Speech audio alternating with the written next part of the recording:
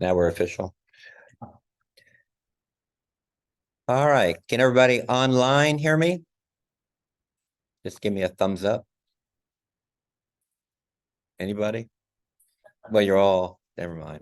I'm going to assume you can all hear me. Can everybody in the room hear me? Okay. Couple of simple rules. We do have a microphone set up tonight with a speaker, which is the first time for us. So that should solve our problem of people online being able to hear the audience in person. That was a difficulty we've had over the past couple of months. So I'm not saying that you have to use the microphone. If you want to say something, if you just stand up and just speak loud, everybody will hear you. This room has great acoustics, as you can tell. So we should be all right. But if you feel like you'd like to use the microphone, so be it. All right, let's welcome everybody. And first order of business for those of you online and in person, I assume you have all received the minutes. Is there any discussion or suggestions to improve the minutes? I should open up the chat.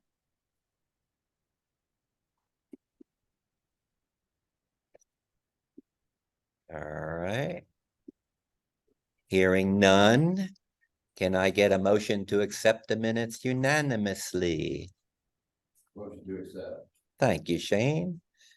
Do I hear a second? Second. Thank you. Anybody that's all in favor unanimously, I guess. So I guess it's done. All right, thank you very much. All right, let's move on to what I think is probably the most important part to me is our local police report. Gentlemen. Good evening, everyone.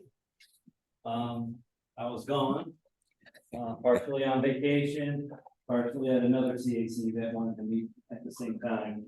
So we had to split our duties. Sergeant Garcia, my new sergeant, is with us tonight as well. I'll let him introduce himself in just a minute. So numbers were pulled from July 25th to August 25th. And if you have any questions or want to see what I have in hand, there's a stack of flyers back there for you to look at. My big thing is calls for service. That really tells us what we're doing for your community versus incident reports. So if you look for the calls for service for that time period, when it's submitting over 1,800 calls for service just in your CAC. Wow. So we were hoping that that's a lot of work. Top calls for service, traffic stops. We needed 339 traffic stops. So I think that rewards some cops are pretty active in your community. Alarm calls, those were high. Crashes, 121 crashes in CAC. 911 hang ups and security checks rounded out the top calls for service. So out of all those calls, that generated 65 incident reports. So not every call that we go through, we're going to write a report for, but it is documented as public record through our dispatch. So if there's ever a particular call that you want to know about, please email me, call me, text me, and I'll look into it for you. Top 5, larceny from motor vehicles, for 18, but that's down 10% from the same period last year. Larceny other, those are just shoplifting calls, those are left my bag somewhere, somebody took something out of my bag. 12 reports out of that. 65, and that's down. Aggravated assaults, those are up. Most of those, the parties are known to each other, and adult beverages were involved in the majority of those calls. Be mindful of drinking, and be mindful of those around you that had been drinking.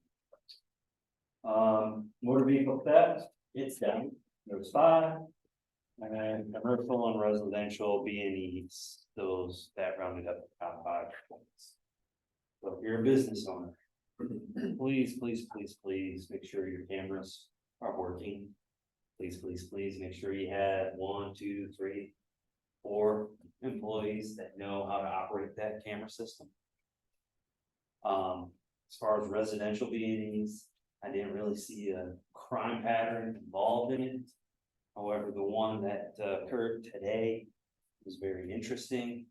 The home was up for sale, it was recently shown, and the way that the realtor gained access was using new technology punch codes. So I think if you're going to sell your house or you have friends selling their house, you might want to think of having them go to the old school lock and key system. I think that's a little bit harder to defeat. Less room for human errors. Also on the back, I have my tips for safe driving. The one that I'd like you to focus on is don't let people get under your skin. People are driving crazy. I think I've said this before. They're driving crazy. They're probably crazy. Don't just let them go. Just let it go. Enjoy your moment. Enjoy the drive. I mean, I got a kid that's getting ready to drive, and I just remember that freedom and fun of driving. Keep it freedom and fun. Sergeant Garcia, I'll let you add. Good evening. Again, I don't know if I've met everyone that's here last month, but of course, Eddie Garcia. I've been with the department going on my 23rd year now. Just got assigned to the community unit. This is my 2nd month that I'm going on, so kind of getting my way around and knowing and meeting everyone. The last time I was here, we were talking about the National Night Out event that we had, which is a great success for us. And of course, here we are. I'm here to talk about another event, which is the National Coffee with the Cop event. That is October 4th, and it's going to be held throughout the entire city. For us here, it'll be at the Strickland and Six Forks location. It'll be there. I think it's I don't know the location exactly, but it's in the Strickland and Six Forks, the Fifth Third Bank is where it's gonna be at 1:30. So we're gonna send a few officers there. The chief will be there. Come over and meet the officers, meet the chief, have a cup of coffee, or drink coffee, or juice, water, the refreshments that Fifth Third Bank is supplying and donating for the event. So you don't know what Coffee with a Cop is, it's just another interaction, another way to interact and get to know the officers that are in your district, in your area. Get to know them and their story, and vice versa, they get to know you. So it's a huge event for us. We love to get that support, so spread the word at the Fifth Third Bank on Six Forks and Strickland Road. That's what we'll be. So please join us. It'll be from 1:30 to 2:30.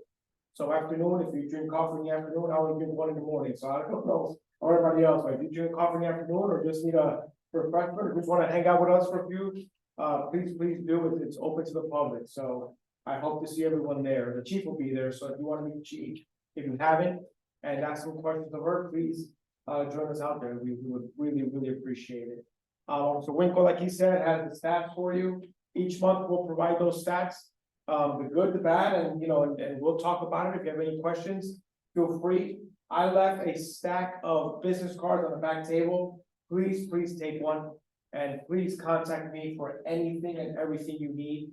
Like I said last month, we want to work for you, but more importantly, we want to work with you. We are all in this together. We're one team for any issues that you guys may have. You live here. This is your community. We're just your tool to make it safer, cleaner, better, more enjoyable, and get along together. So any questions for us? We'll be right here for a few. Feel free to ask at any time. I appreciate it. Thank you. Thank you. Thank you. Question. Yes, ma'am. And I've been observing this past year has been actually awful, and I've heard it maybe through the grapevine that the police officer says, well, nobody ever calls us about that. But people drive these little souped up cars, you know how the Toyota has that front end? Everybody's going crazy. Somebody is going to get hurt. And it may be a senior citizen, That's right. or it may be a child.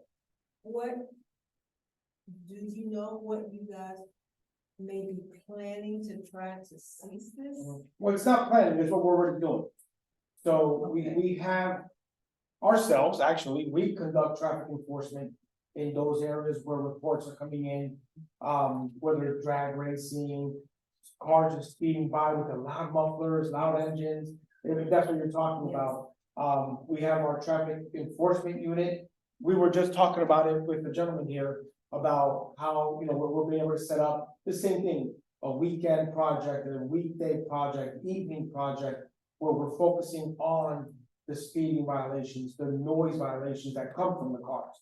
You know, we can take enforcement action on that. You know, if the loud cars are a huge disturbance in neighborhoods, and of course, you guys are speeding stuff. And yeah, we've had accidents where people have gotten hurt, severely hurt, loss of life hurt. So we're trying to be proactive in it. And of course, it takes up, not just us, right? It's not just our issue, it's everyone's issue. We have to call if you see a group of kids hanging out at a park after hours.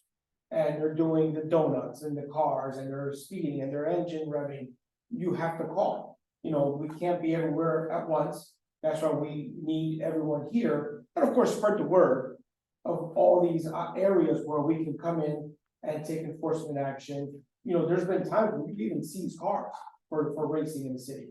You know, we have to be able to stay proactive in it. And when things happen that we may not know about, reporting it, emailing me, emailing Sergeant, Officer Winkle, I'm sorry, I just promoted you. Just keeping in contact with us, letting us know, hey, you know, this park, East State Park, there's a group of kids that are hanging out at 11 o'clock at night.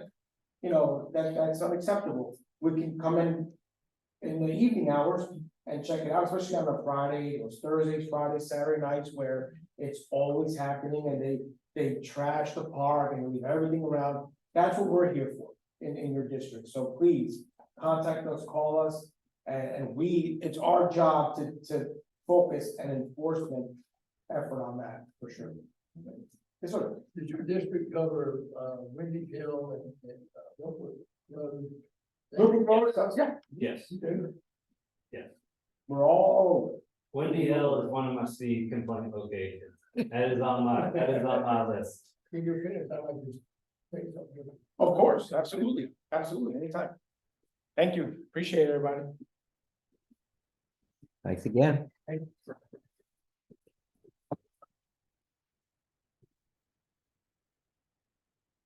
Okay. And to get on to our first presentation this evening, we are fortunate to have Het Patel. I pronounced that right, correct? And he is from make sure I get this right. I know you're from the Transportation Department, but you're from the Transit Planning Group. Right. And if you give me a second here, I'll set this up for you.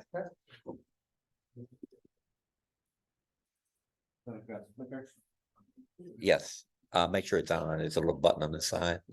All right, good evening, everyone. My name is Het Patel, City of Raleigh, Transportation and Transit. As Larry pulls up the presentation, I'm here to talk about bus rapid transit, and I'll give you an overview of the Wake Transit Plan, the bus rapid transit corridors plan for Wake County, and then we'll focus in on the northern corridor as we're out here in Midtown today. So once the presentation is started, and then I'll be happy to answer any questions today.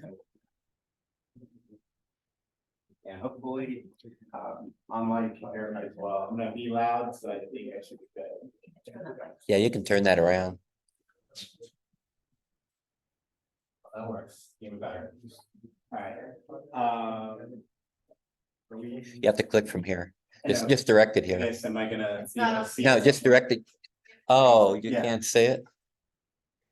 I thought I shared the screen. All right. Give me a second here. No worries.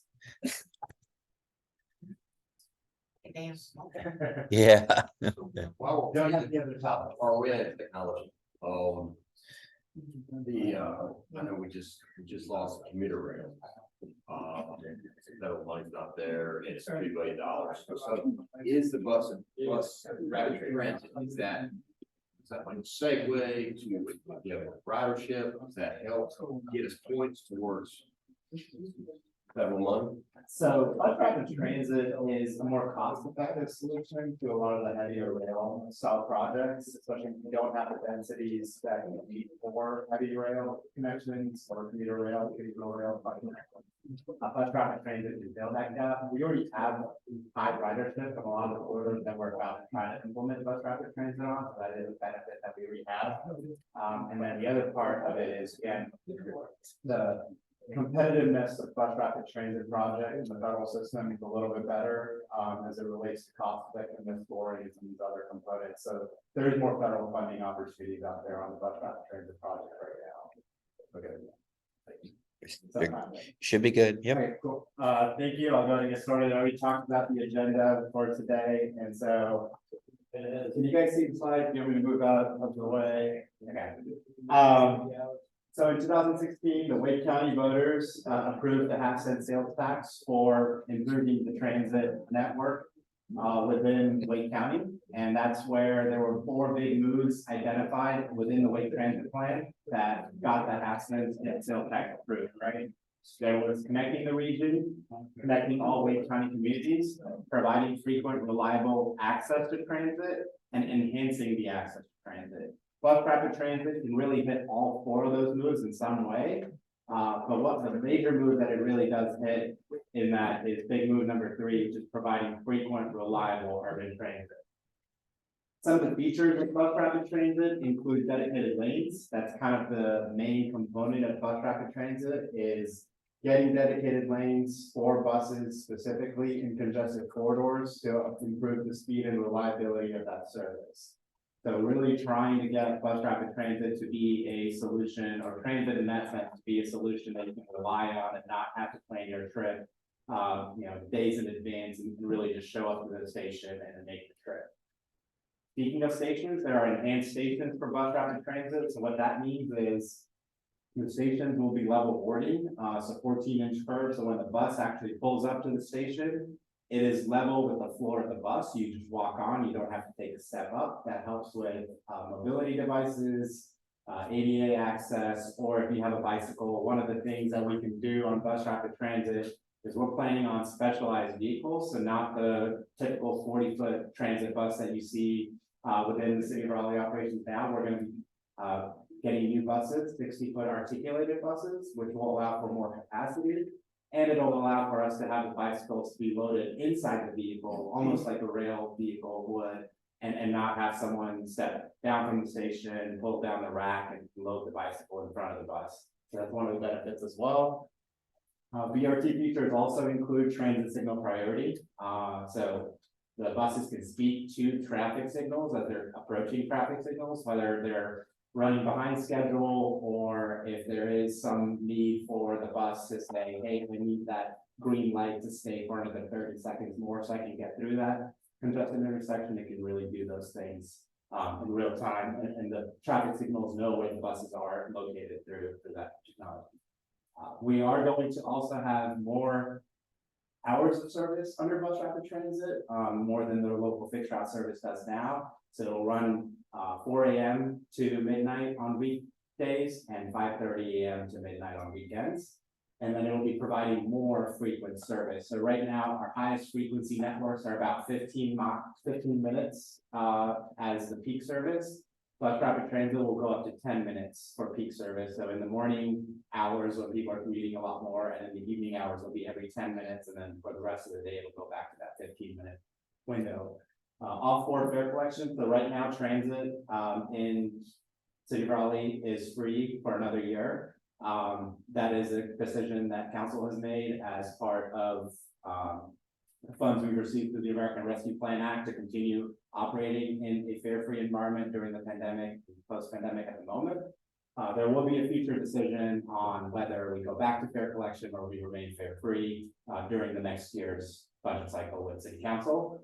regardless of what that decision is, we go back to fares. The fares will be the same as local bus routes, so bus traffic transit and local bus fares are gonna be the same.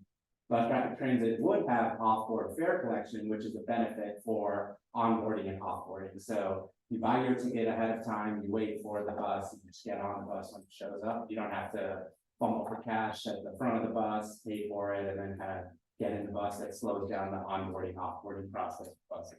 It will also have a unique brand, that is a requirement for federal projects to be separate when they're bus traffic transit projects, have their own brand from the local service. And so what we've done for bus traffic transit in Wake County is understand that there is a regional Go brand, Go Triangle, Go Raleigh, Go Cary, Go Durham. So we've come up with a BRT brand that follows that Go umbrella under Go Plus, and you'll kind of see some of that in the renderings that I have for our station designs. So we have 4 corridors. New Bern Avenue going out from downtown Raleigh to East Raleigh is the most advanced in design. We are actually looking to start construction for New Bern Avenue by the end of this year. Southern corridor is next in line, getting close to 30% design right now, and approaching final design phase starting this year as well. And then Western corridor is at about 10% design. So again, I said I wasn't going to focus on the other corridors. We just wanted to provide an overview of where some of the other projects are before we get to the northern corridor. As you can see, the 3 corridors are in orange. Those corridors that are in orange are in some level of design already. So that is preliminary engineering work is happening on those corridors. The northern corridor is gray because there is no design phase for the project that's started yet. We are currently still in a planning study called a major investment study. And what we are really trying to do for the northern corridor is identify route connections from downtown Raleigh to Midtown Raleigh and downtown Raleigh to Triangle Towns. So you'll see in the next couple slides is where I'll get into some of the details of what the study will do, the timeline for the study, and kind of where we're going in the next 12 to 16 months. So the planning study, again, the purpose is to connect downtown Raleigh to Midtown Raleigh, and downtown Raleigh to Triangle Town Center. We started the study last summer and spent a good amount of last year to now really working through some internal fatal flaw analysis, coming up with some initial alternatives to do a tier 1 screening. So we're right now in the phase of actually doing the tier 1 screening, and I'll get into that detail in a second. But the next steps of the project are, as we refine these alternatives and present the tier 1 screening for public engagement, and then going into the next phase of the process, which is starting to eliminate some of the alternatives and then start to come down to a locally preferred alternative, which would be entered into a design phase. That's when you start preliminary design, is when you have finally identified a route that you would pick. So it's really hard to see on that screen, but we have some orange routes connecting from downtown Raleigh to Midtown, and some blue routes connecting from downtown Raleigh to Triangle Town Center. Ultimately, at the end of the study, we'll take 1 orange route and 1 blue route. And so I'll get to, well, actually, let me get through the oranges real quick. So Yeah, that's slow motion. I don't know if it's supposed to be that way. it's supposed to all just come at one time. Can you name the roads that you're studying? Yeah, I will get to that in just a second. And I don't know. why It does fill in, at least on mine. It does slowly fill in. All right, well, I thought it was your action plan. no, it was supposed to just all come in once, but I will work through this. It's the difference between Microsoft and Apple. So ultimately, the origins of the study, I mentioned 2016, there was the Wake Transit Plan that identified the 4 corridors. In that initial identification of the 4 corridors, Northern Corridor ended at Crabtree Boulevard. More recently, in the 2021 Vision Plan update, Wake Transit Plan had identified the need to extend the Northern Corridor to connect to downtown, to Midtown, and to Triangle Town Center. That's where the City of Raleigh came in. We are already the project sponsor on bus traffic transit. So then the TPAC stakeholders requested that City of Raleigh investigate this planning study and identify a route that connects from downtown to Midtown and downtown to Triangle Town. And that's really where the origins of this study came about. And hopefully it's gone through all of its animations. I think it has. Yeah. Go to the next. Still coming. Should have warned you about this one. No, that's okay. Some They're really pretty. ways it did not. It's Okay. there you go. Now you're whizzing along. Sorry, I'm just gonna try to do this, because Yeah. it made me faster. You can do it on yours probably faster.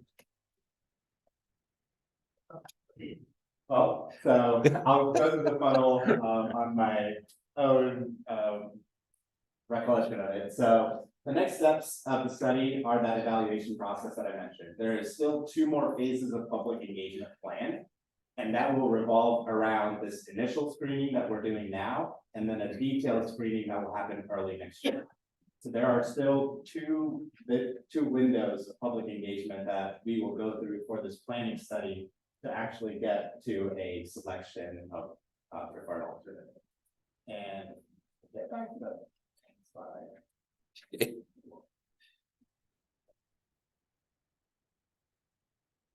always happens when we have PowerPoint.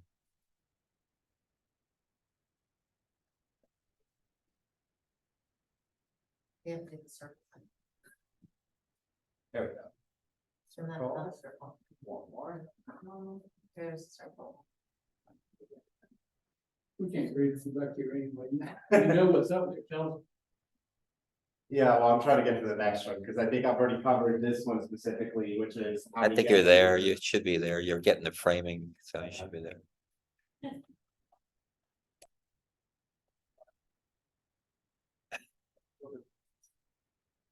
There we go. Bingo. Alright, Oh. so Back one what careful. we've done is that fatal flaw analysis last year was reviewing all of the studies that the city has done previously. I did not get back that time. Yeah, I just helped you. Larry, don't help with it. I'm not. We back out and you just were- go to the next slide, if that's okay. That's what I tried to do. Oh, yeah, do it that way. There you go. That may be Go. the fastest way.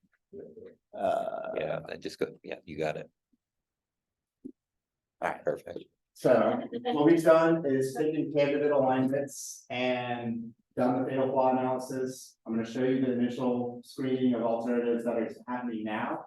Then we go into the public engagement phase that I mentioned for the initial screening of alternatives. Once we've done that, we try to refine some of those alternatives into a 2 or 3 alternatives that will go into a more detailed screening.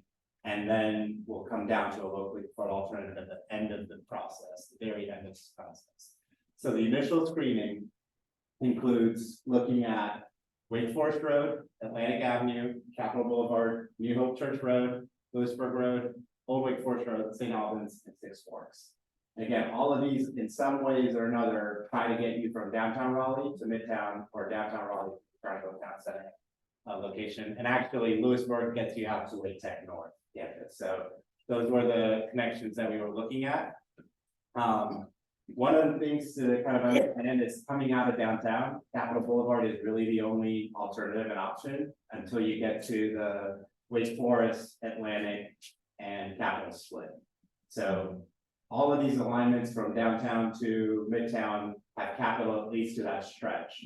And then you have potential variation of 5 different alignments that you can come up with if you were to take the different routes that I mentioned. So you could either go Capitol to Atlantic to Six Forks, which is that first option, Capitol, Atlantic, all the way up to New Hope Church Road, then come back down Wake Forest into St. Albans as a second option, Capitol, all the way to Six Forks.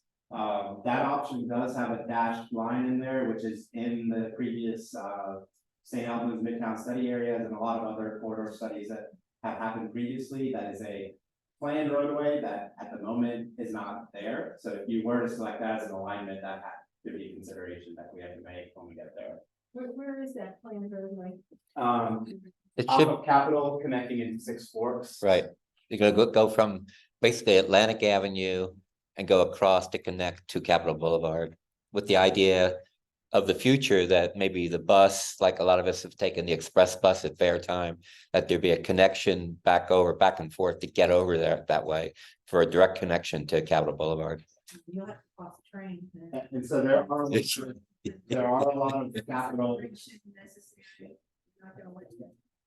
And that's, yeah, no, that's completely accurate, and that's why, again, as you look at these alternatives, either in the initial screening or in the detailed screening, we will be taking a look at cost effectiveness of a project, and then The reason why we're showing it has been in planning studies previously as a road network connection, and it is in the City of Raleigh Streets Plan, so we're just investigating all the potential options that are out there before we can eliminate certain ones. For the fatal flaw analysis, I don't know what that involved, but, one fatal flaw might be the failure of Town as a shopping center. I mean, it's, the tenants are leaving. I mean, and if they're not bankrupt, they're going bankrupt.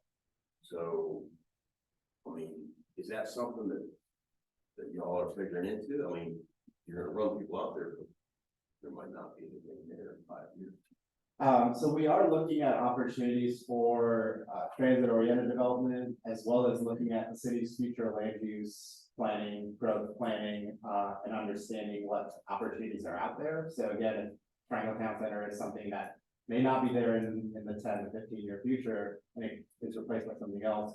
It could still be something that has density and mixed-use development that can support transit. There is a, Capital right now is our highest rider route. there is a lot of development that's already been approved and more coming for that area right above Triangle. So Towards there is a potential for a lot of people to ride a bus on the other side of the road. behind or by Wake Tech. So No, right above 540, there's a whole development's coming in there. And across the road as well, and a greenway coming in up there. That's all. I'll continue just real quick on the alignments, and then we can pause again for the questions at the end.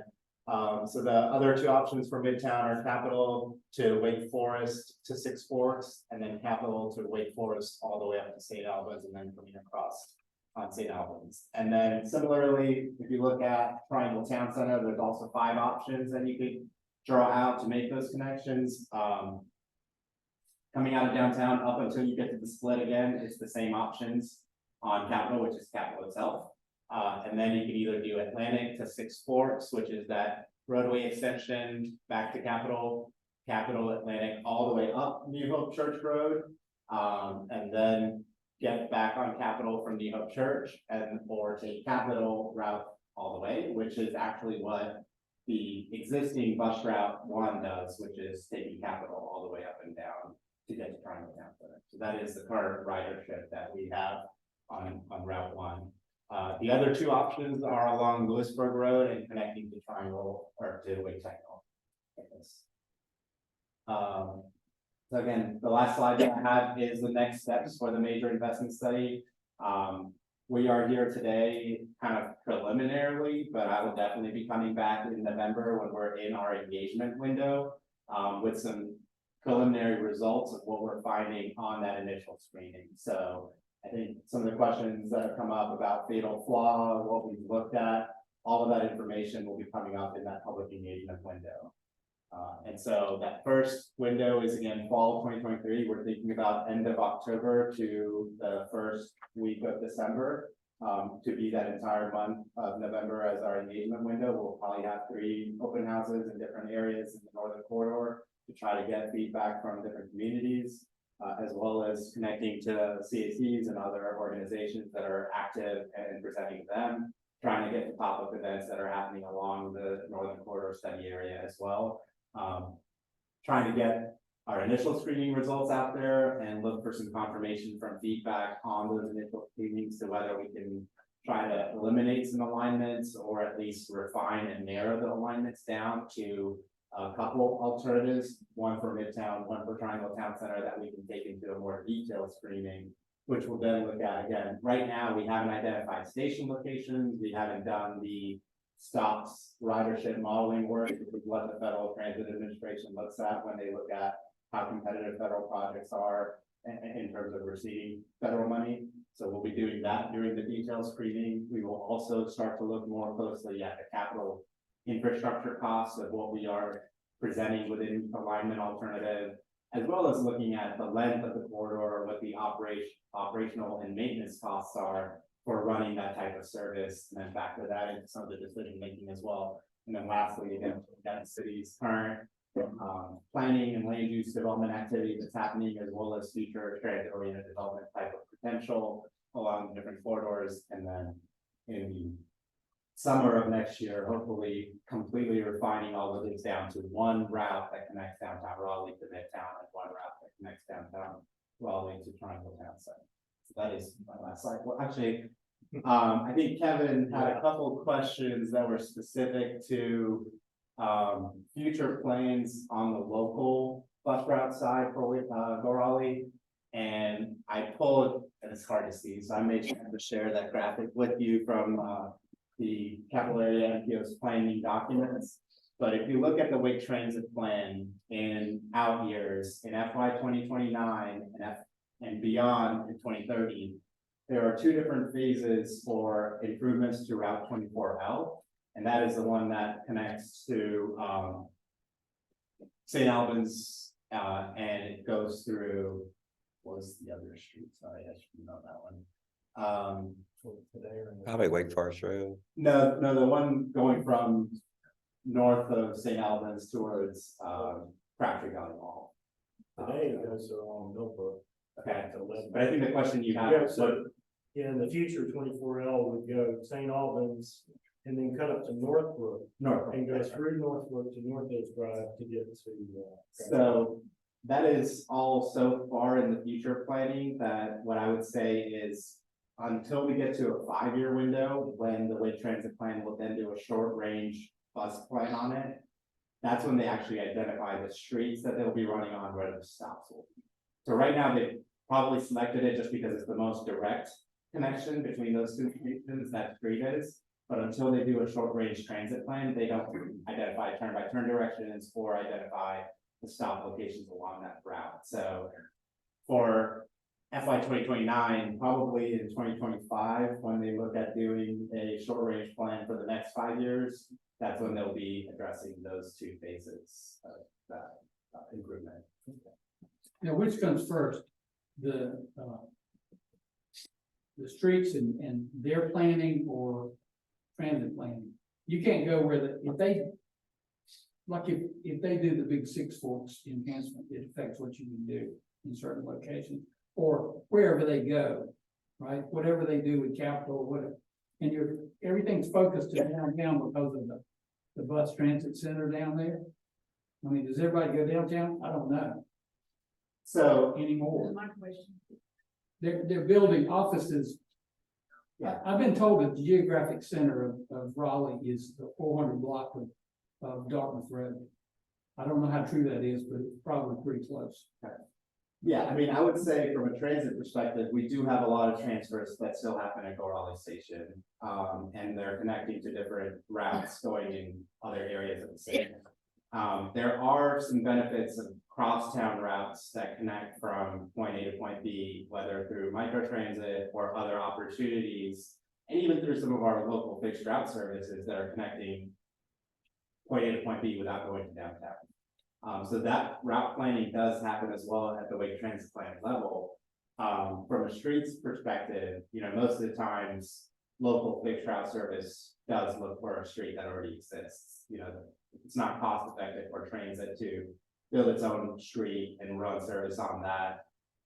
We do that in some cases for capital projects like bus rapid transit because we're trying to build dedicated bus lanes. But that's on corridors that already have significant ridership that we can leverage those federal funds and other funds to do that. Is there coordination going on between y'all and DOT as they revisit how Capitol Boulevard is going to evolve? Yeah, certainly there is a lot of coordination going on with City of Raleigh's transportation department, specifically the mobility infrastructure strategy group. That's part of the transportation planning group. Planning and development most recently did the Capitol North study that showed a vision for what Capitol Boulevard could be like with a multi-way boulevard and dedicated bus lanes that are kind of mixed in with the through lanes on Capitol. So there are some larger visions out there. I think there's also overall with Capitol being as large of a project as it would be even for North Carolina Department of Transportation, I think there's a piece of coordination and funding when it opens up to do that type of project. I have a question for you. One of the things we lost when the North Hills project got withdrawn was the ability to have a bus transfer station within North Hills. My understanding is that there's still an obligation or some kind of relationship between Kane and transit group to recreate and eventually build that transit station. Did you have an update on that? I do not have any specific updates on conversations about that, but I will say in the Lake Transit Plan, there is a Midtown transit center plan. I think it's a matter of location and space. So I think if that ever were to come to fruition, either under another rezoning or a different type of project, there would be funding on the transit side to make that. Yeah, because it makes tying everything back together very easy. And that will play a large role on how we end up determining on the BRT side, where we turn around and that sort of thing as well. So I think there will probably be more clarity in the future as we identify our locally preferred alternatives, as well as look for other places where there could be transit. And one other thing, not to put you on the spot, you can bail out of this one.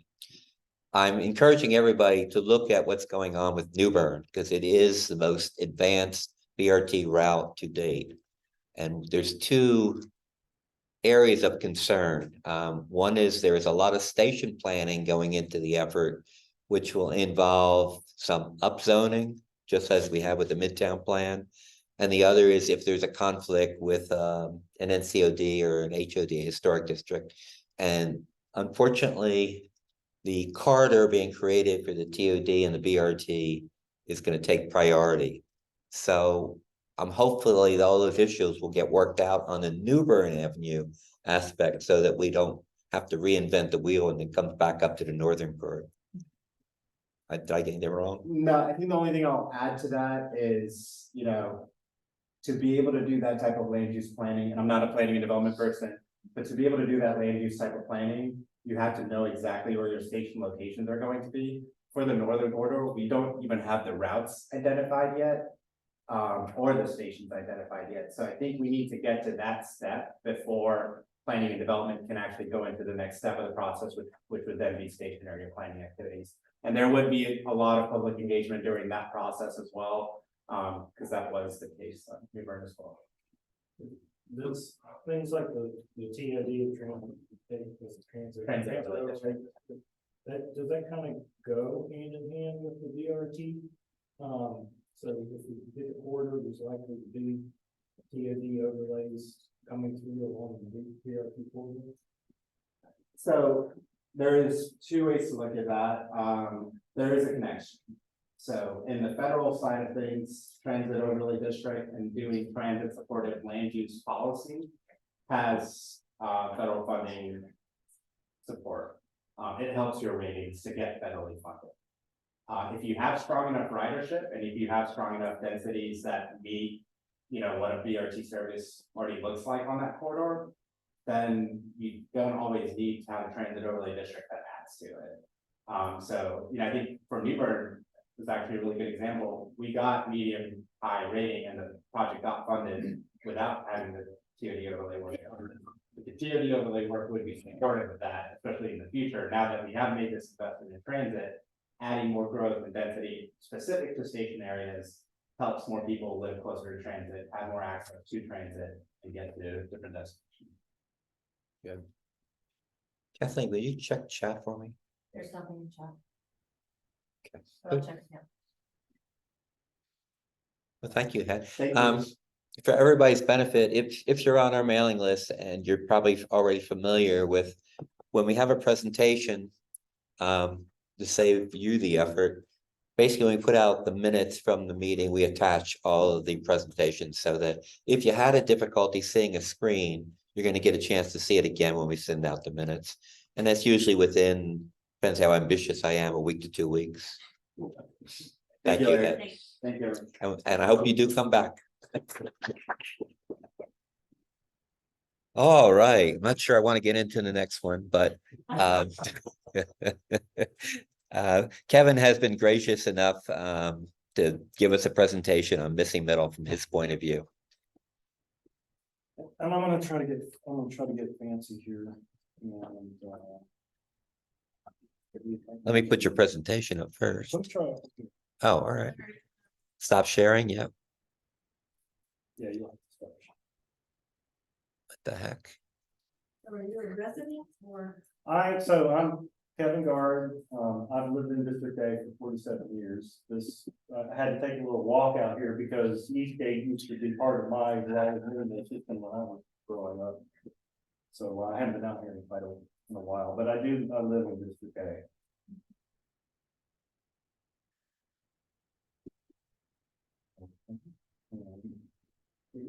And just tell me if you want me to share it.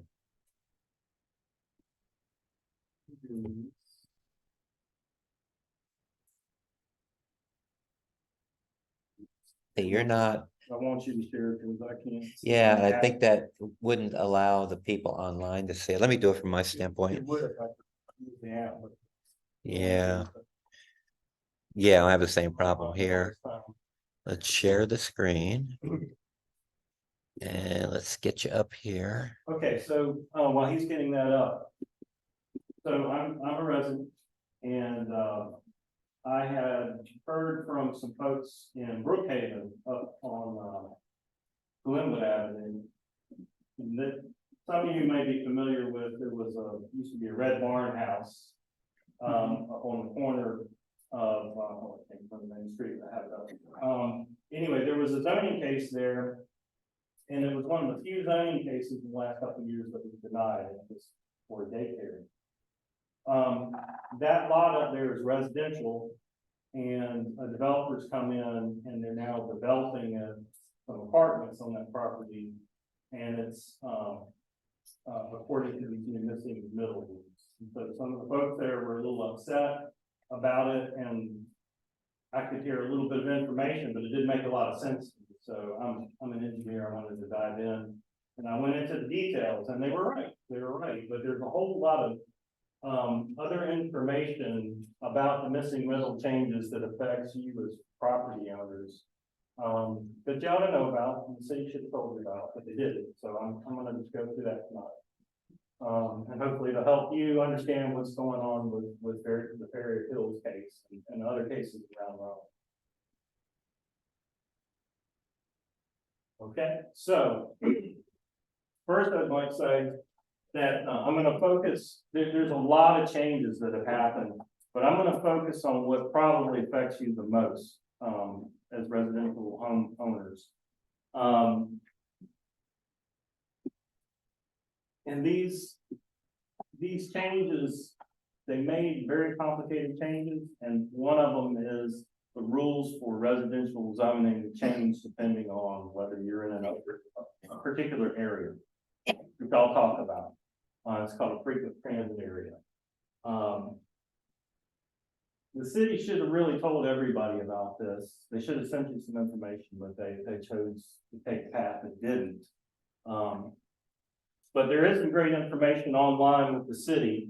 There's this presentation, More Homes, More Choices, that you can look up on the Raleigh City site, that goes through it.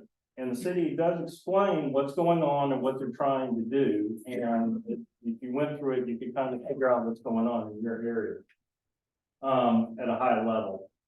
And then there's more information about city zoning.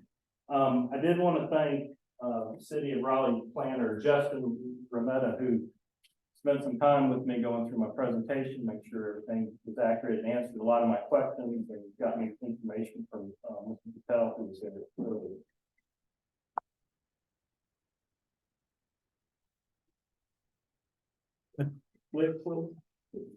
I think I got it pointed this way, maybe that's why.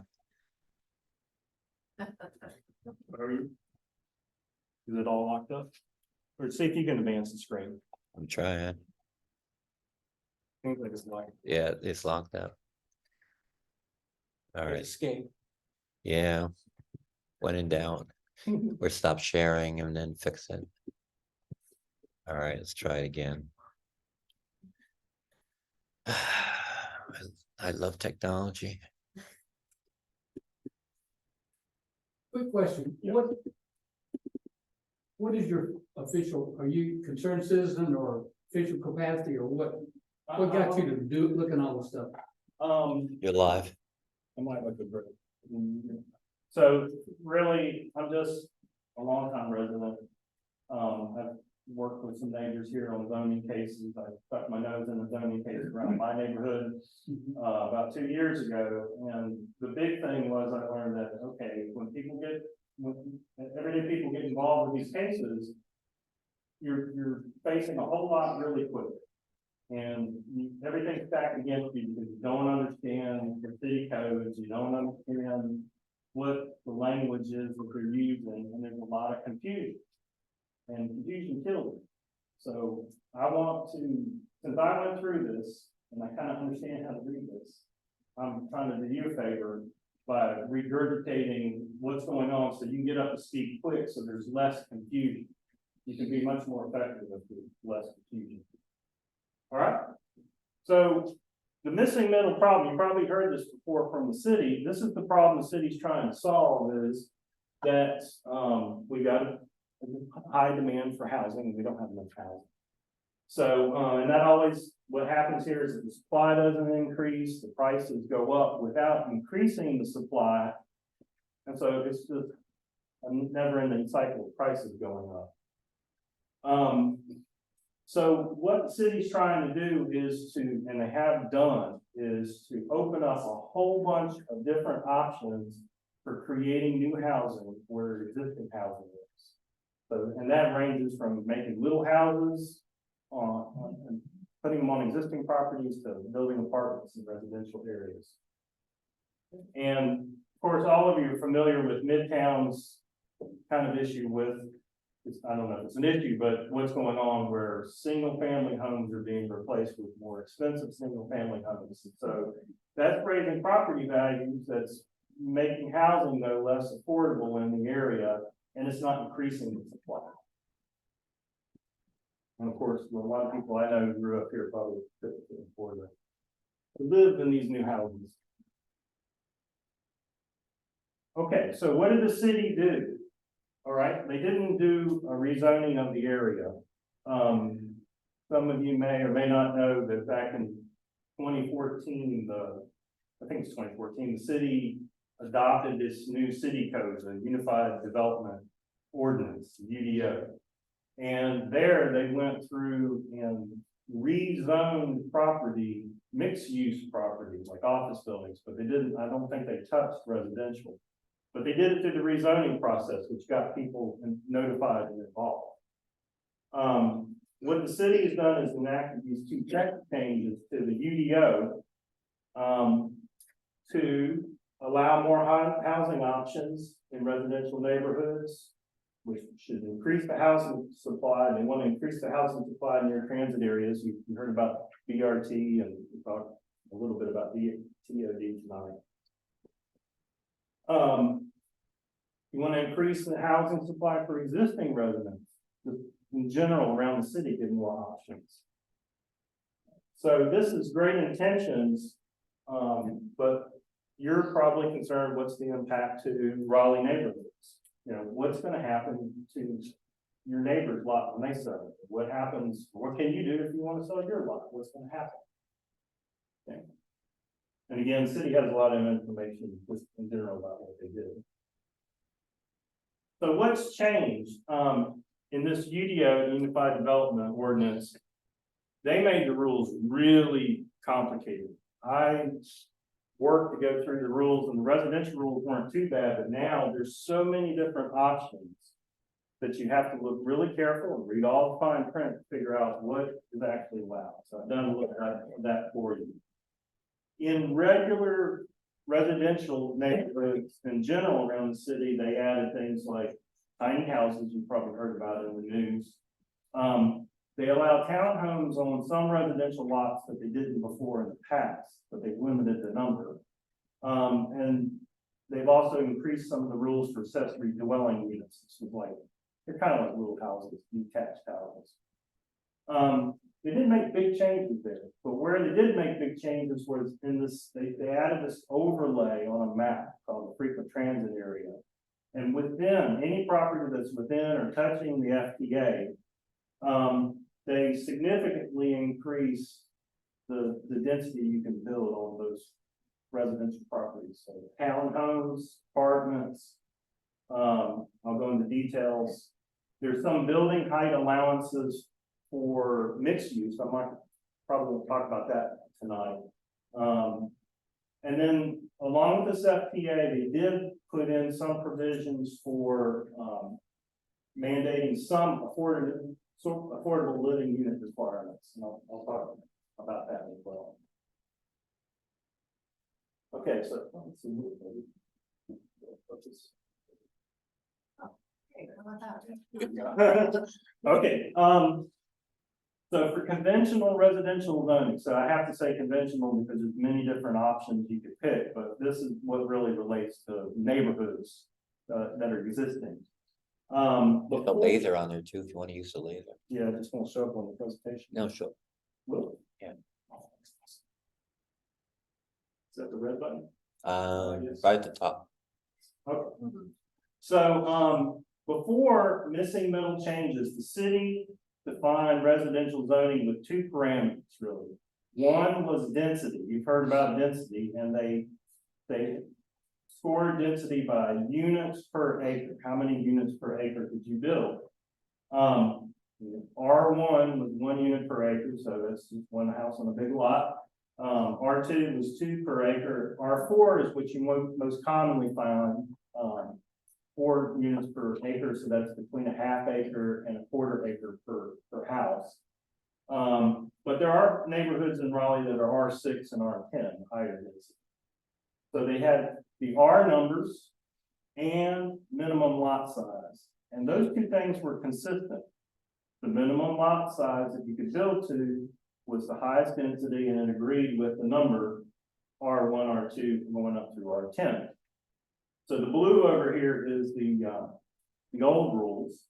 Right. And you could build houses in regular conventional residential, a townhome only in R10, an apartment in only R10. After the missing middle changes, nothing really changed for conventional developments for detached home. All the R numbers were consistent, but now they were allowing townhomes in R2 and R4 going up to R10 with the restriction that in R2 and R4, you could only have up to duplexes, two units on the property for conventional. And then they added tiny homes here. So in tiny homes, the density doesn't really get kind of crazy until, and it's not super crazy. When you get to R6 and R10, you could make a little neighborhood in R10 that's 21 units per acre by the code. Okay, so these are modest increases that affect any residential property in the city that's zoned from 1 through 10.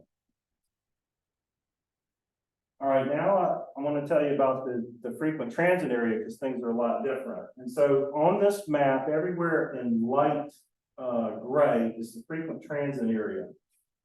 And it's supposed to follow these frequent transit corridors.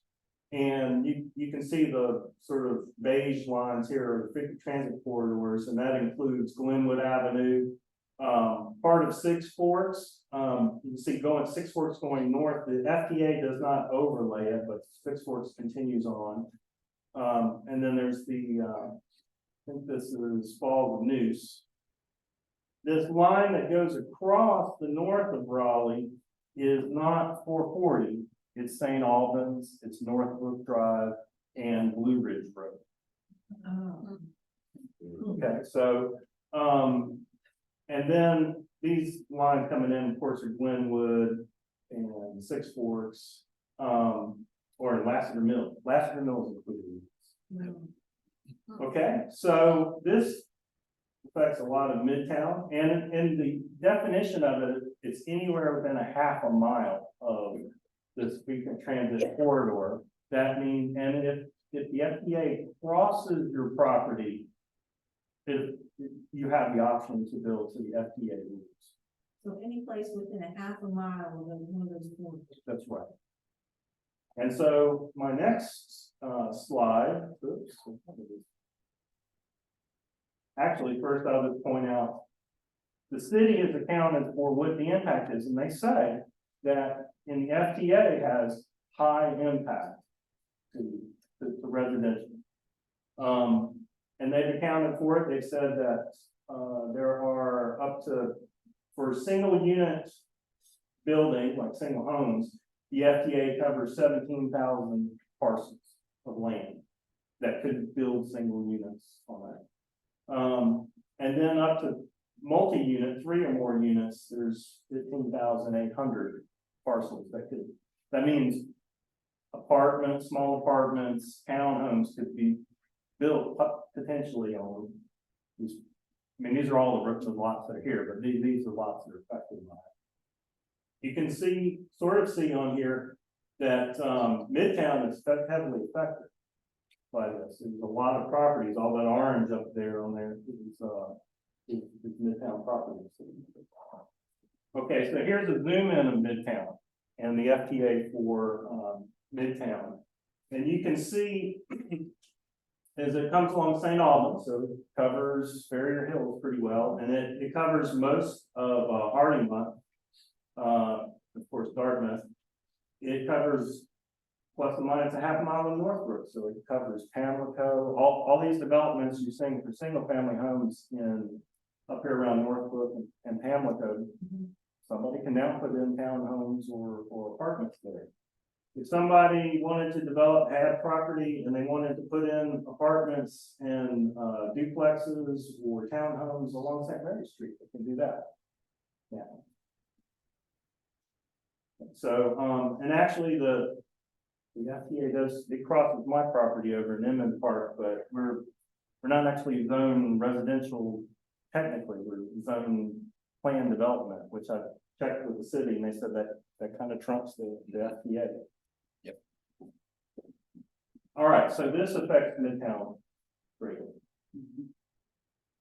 All right, so what can you build in the FTA? This is the good slide here for this.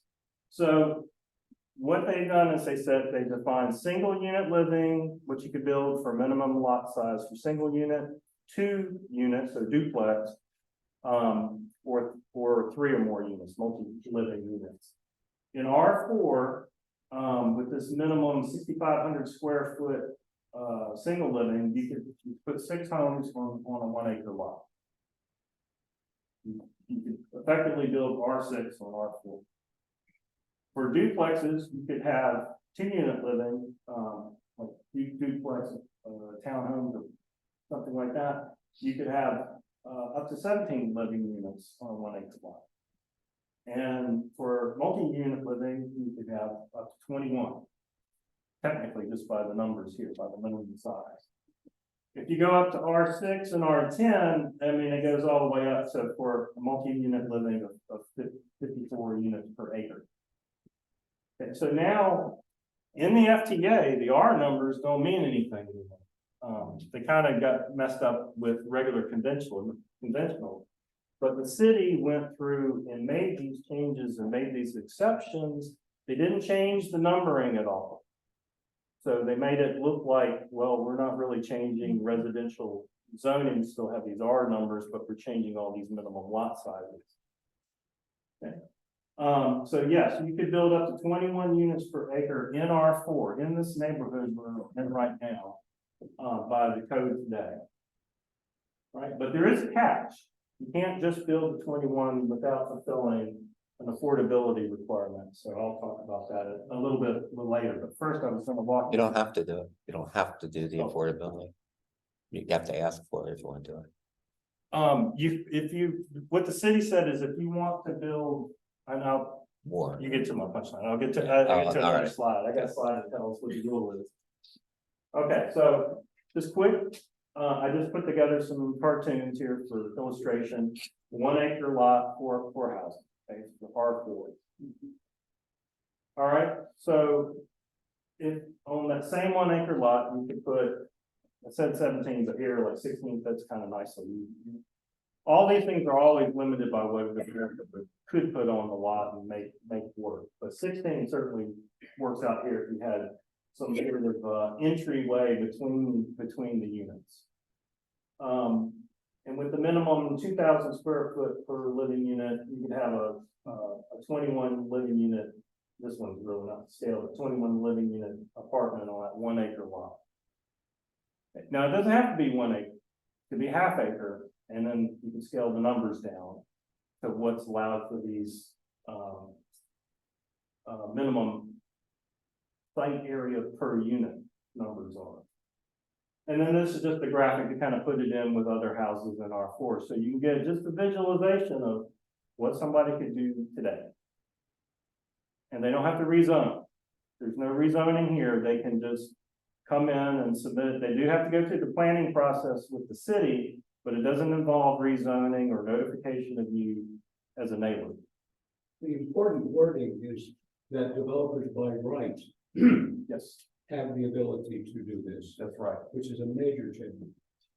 Terry, you want to introduce yourself? I'm sorry, Terry Henderson, I live in Pace Barton. I've been involved in this for over a year. Challenging the city, not only in what they did, but how they did it. And the fact that they did not explain it to everybody, and there's no appeal. So the key wording is developers by right can do these things. It used to be there had to be notice, public hearing, and then appeal. But not We don't have the right to appeal this. The only, well, I have a slide on that. There's only one little smidgen, one little place that is really restricted. Go for it, Kevin. Actually, I have it on this slide right here. It's actually very, let's say technical in which you could possibly argue. So, just like Terry said, thank you. You would, without this rezoning process, the public's minimally involved, and you would have to maintain vigilance and awareness in order to understand if something's coming to your neighborhood. The developer that came here in the last meeting, they didn't have to come here and talk to the community, so it was actually sort of kudos to them for coming and let you know ahead of time what they're kind of planning. Yeah, right, they can do the shuffle, but they're making it known that they went out and talked to the public. They didn't have to, they're not required by the city to. So you can search for site plans, when somebody submits site plans, like the Ferry Hills case, when they haven't submitted a site plan that I know of, but when they do, it'll become publicly available what the city is reviewing. Or at least pieces of it, you might have to ask if you want early. Mind moving that mic closer to where you are, people are having trouble. So, okay.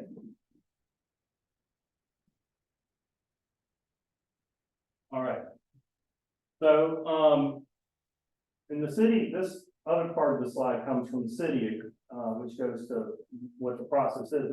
They know that, these residential projects will be just administratively reviewed and approved. There's no notice required to be sent out to you until a plan is approved. If it requires a plan, if the city approves a plan, they'll send out some notification that the plan is approved, the development plan. And then you can only really argue technical points, like, did they not follow the UDO properly? Did they not follow the city code? I don't know how many people are going to be able to spot something in a development plan that doesn't meet the UDO, but that's the kind of appeal that you can apply. It's very, very limited. It's not like going up and talking to an open hearing. And this is from the city's educational material on this and that. So I mentioned the affordability rule. It is kind of a rule. They say you can build up to 12 units in a development in the FTA. This is specific to the FTA. Beyond 12, if you want to build more units, you have to meet this affordability exception. So where 20% of the units above 12 have to be affordable, as defined by households earning 60% of the area median income or less. And they have to put this contractually in for up to 30 years. Okay, so you get 12. As a developer in the FTA, by the rules, you build 12 and not have to have any affordable units. But beyond that, you have to start adding affordable units. And I had some information from the city on what affordable rent is, so, this does come from housing in neighborhoods where the 60%, average median income or, area median income ranges from about $1,200 to $2,200, almost $2,200 for five bedroom. That's income high there. And that's affordable. So these are numbers from HUD, and the city calculates what meets this criterion of 60% of the area median income. Now, that would be for apartments. That's a rent or a pay. That's a rent. Yeah, that's right. Is that correct prices? That seems about right. This is just the current numbers that they have. So I don't go into details of how they calculate them. No, I just had an opportunity when I was talking with city planner last week. That's Say, about- how do you that's- determine affordability? That's about the same numbers Kane was using. It's about right.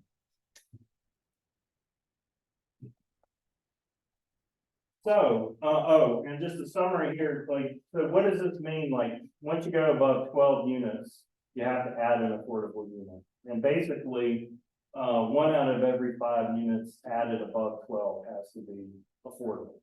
So you have to get up to, well,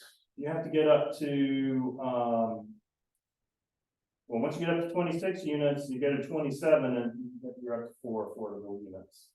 Well, 32 is 5. That's nothing, yeah. Right. But that's, yeah, and this is just for the FTA. Now so this is for the FTA. The developers have all the levers here. They have so many options the city has now given them, which includes they can just do conventional R2, R4 developments or R6, R10, with the limit of 2 townhomes and no apartments until you get up to R6, R10. They could build in the FTA up to 12 units without affordability, or those other limits that I mentioned if they start adding affordable units. But there are other development options that they have. They have compact, conservation, and cottage developments, which are defined in the UDO. And those, through missing middle text changes, can build not to the same as the FTA, but more than 12 units without adding affordable units. So developers, they have a lot of options here for increasing the housing supply, which is really what the city's goal is increase the housing supply. So I'm going to run you through a couple of examples of current or planned projects. One here was Crabtree Apartments, which is the case up there, which was the Red Barn site up on Glenwood and Rampart Drive. So here, the developer wants an R4 using FTA. They proposed 26 unit apartment building. I shouldn't say proposed, they're in review now. On a 1.23 acre lot. For the 26 units, the minimum square footage would put you at 1.19 acres. So they're just kind of below what they could build on that property by the FTA rules. Of course, it wasn't permitted before the missing middle text changes. Brookhaven has a neighborhood conservation overlay district for it. There's several neighborhoods that do have this NCOD definition, and that has different rules for different neighborhoods, and it's in the UDO. It is ordinance, so developers have to follow it. In the case of Brookhaven, they don't have many rules, but one is a 2.5 story limit. I didn't mention heights before, but for all these residential developments, you could go up to 3 stories. I think it's 45 feet. Correct. So the 2.5 story limit, this developer had to adhere to that. And they had to adhere to these 50-foot building setbacks, which are the heavy dashed lines on this property. So the NCOD did affect this, but they were able to build to the limit. They will have to provide at least 3 affordable units. on this of 12. Okay.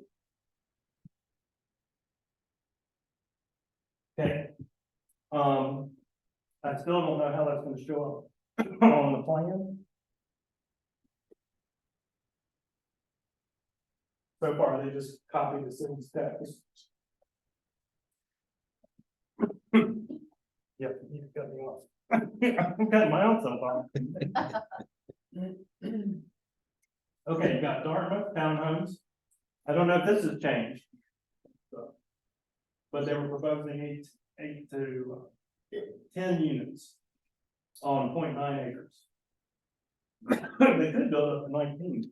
I think they're actually gonna target 12. Okay, 12 is gonna be the sweet spot. For sure. 12 is gonna be sweet, like two.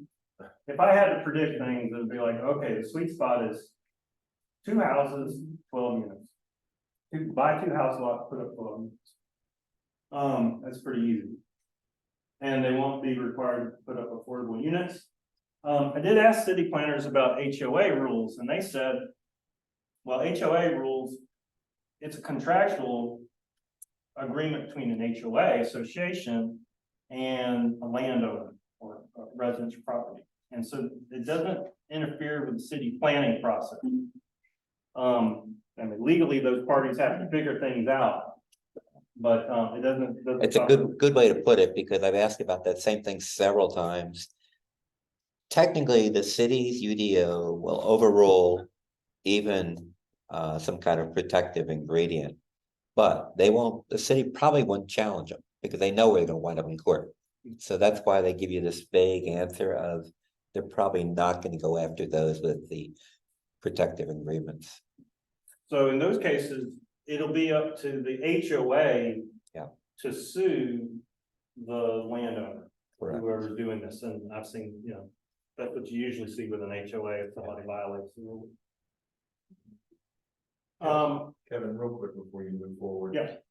One thing I'm David Newsom, I'm in the Berry Hills neighborhood, about 3 houses away from this, so it's exciting and sickening at the same time. People can't hear you online. Okay. Just turn that For on. my wife, I wouldn't speak, but here I am. She's not watching. So Kevin, one thing that I didn't see in your slide was topic of a covenant.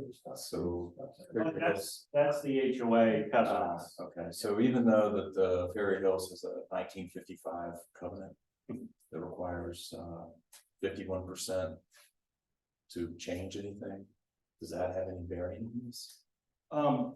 As far as the city's concerned and planning for this, no. It is, the word I got back was it wouldn't stop the city planning process. But for it to really be effective, you would need an HOA to get a lawyer. Yeah. And sue the property. Okay. Owner. That was my only question. Okay. Thank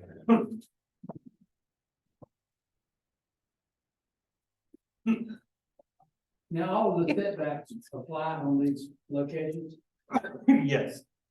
Now, I don't know how they've changed. The setbacks have been minimized, so I'm not sure where. Well, the creek runs right along the back edge of this, so there's a 50-foot clip.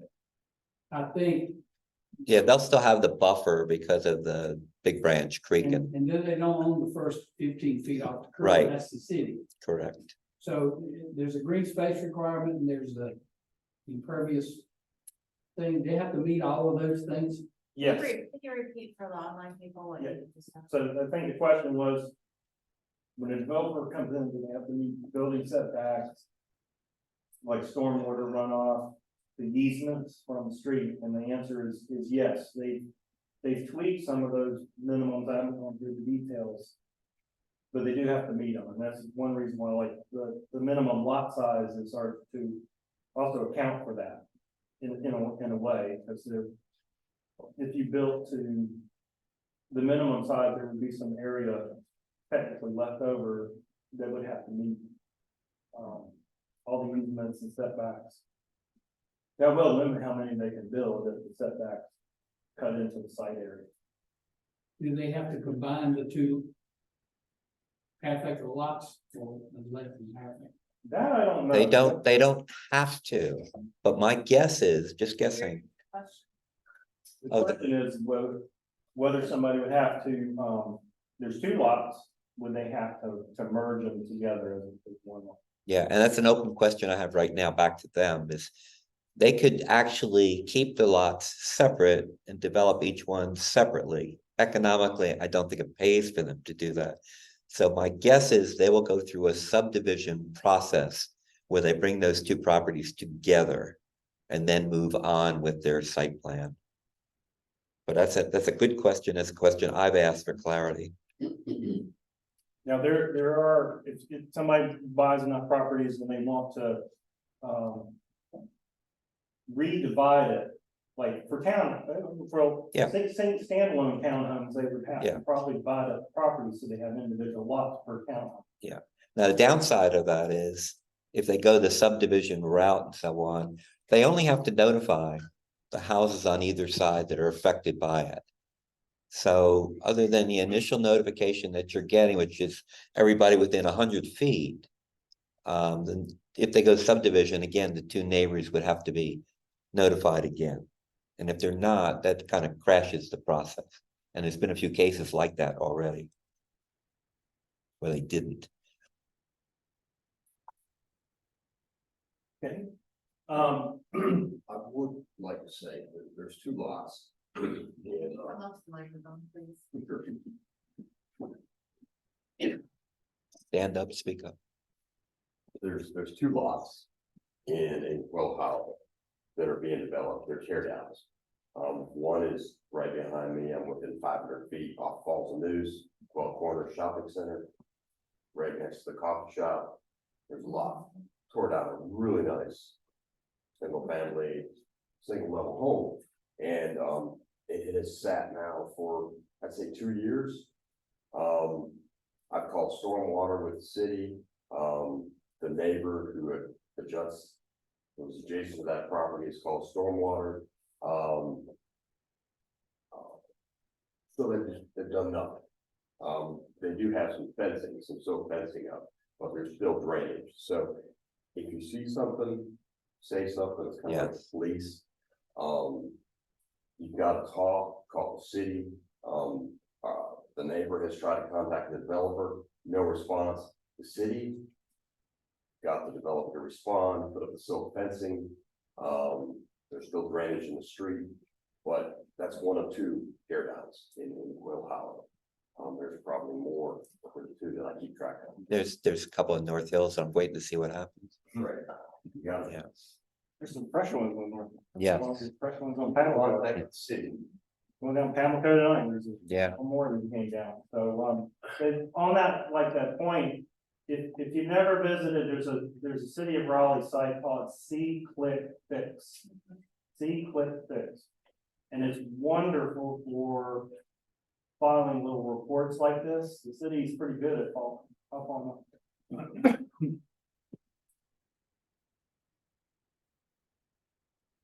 Okay. So, Barksdale Townhomes, this is one that you were mentioning before. It's in R10. It's in the area that's sort of between Capitol Boulevard and Raleigh Boulevard. Back over that way, the old, not probably too far from the old farmers market. And originally the developer was going to come in and put some townhomes on one lot. I think that's what we heard from the resident about back in April. The developer changed their plan and now they've got two lots and they're going to put 12, imagine them, 12 townhomes on this 0.894 acre lot. Which technically they could have put on a half acre lot, almost a half acre lot. And this is right in the neighborhood. Even though it's R10, the lots aren't that small. They're a little bit small, but they're going to be pretty close to their neighbors over here. This is more area than they had. The original plan, when it was just one lot, the buildings were right up probably the setback limits for the neighbors. And so, which, imagine number 12, they won't be required to provide, affordable housing.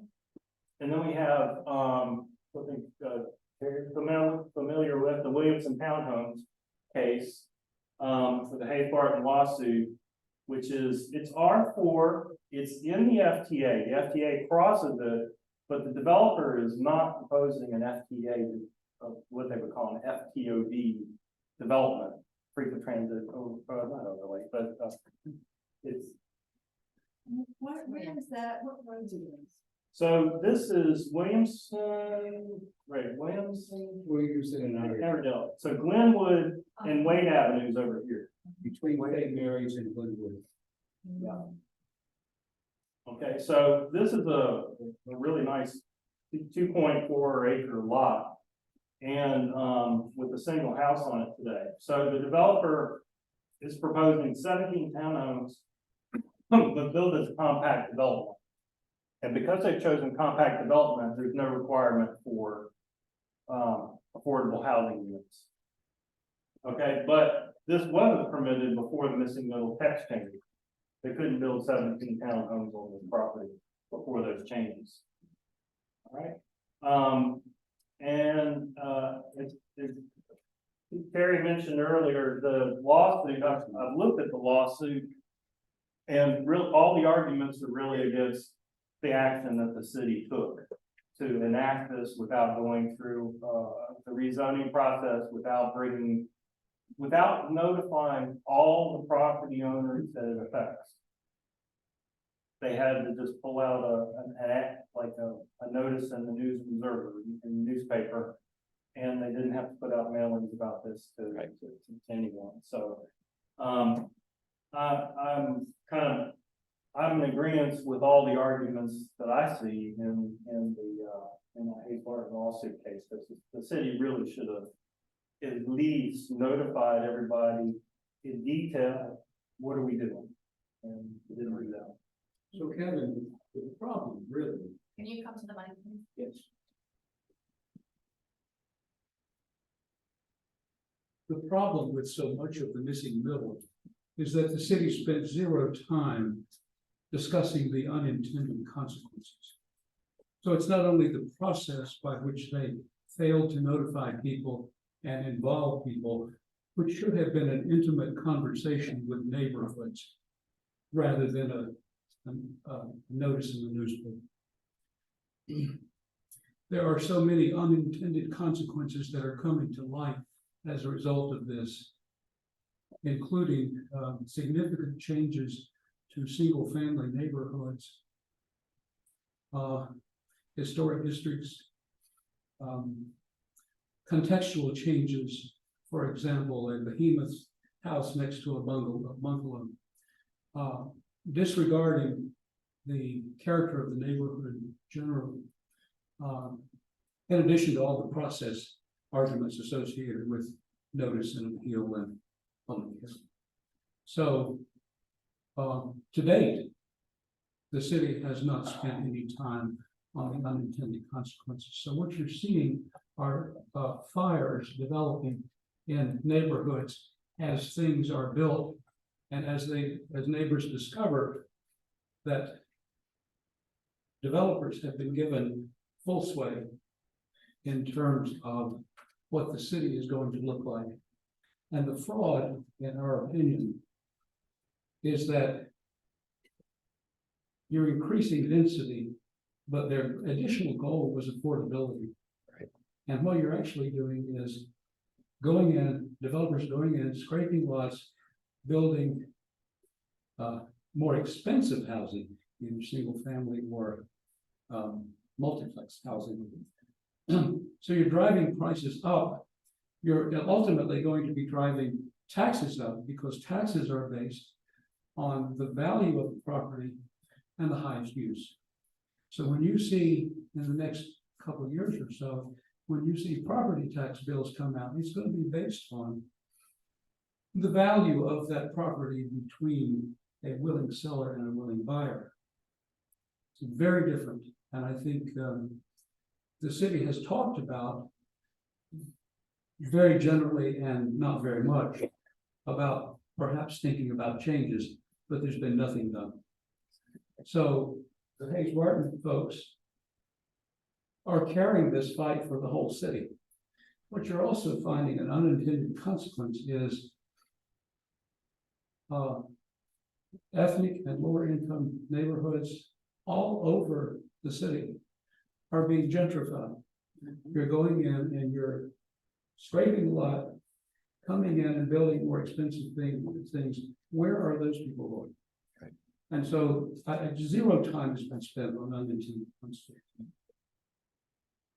Thank you, Terry. I have some sound back here, if anybody wants to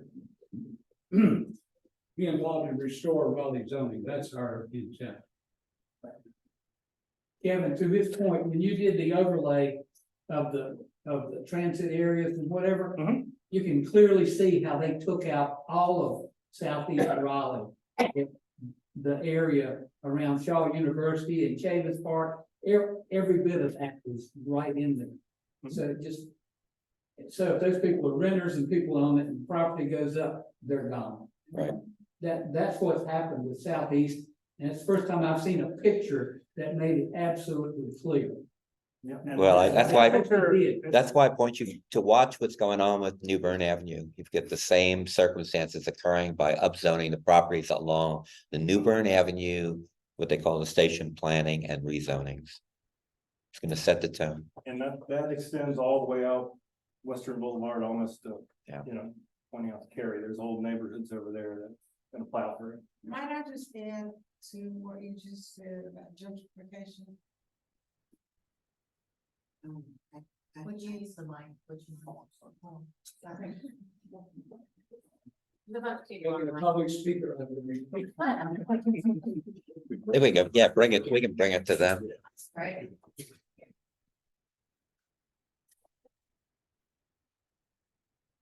I don't want to make this an ethnic issue, but it is. There are a lot of people in Southeast Raleigh that have just about given away their property, thinking that it's going to be someplace that they can come back and live. It's not that at all. No. When you drive through Southeast Raleigh and you see all these apartments that used to be older homes in Southeast Raleigh, and they look like boxcars, that it's not good for me. Right. And we have a property in Southeast Raleigh, we'll sit there until the cows. Yep. Okay. Yep. Let me just mention one more thing. I don't want to ambush this meeting at all, but to that point, somehow we're valuing people who want to come live in Raleigh over the people who are already here. Right. And that's wrong, it seems to me. I'm not against development. I'm not against building. But I am against destroying what has made this city the city that it is. And so when you're pushing people out to make way for other people somewhere to come in, it just seems wrong to me. Right. And in my phone that I will not respond to. So now I get a notice that, well, I guess you're really not interested. But if I gave you a higher value on your house, you probably still wouldn't be interested, right? I still don't answer. My husband taught me not to answer.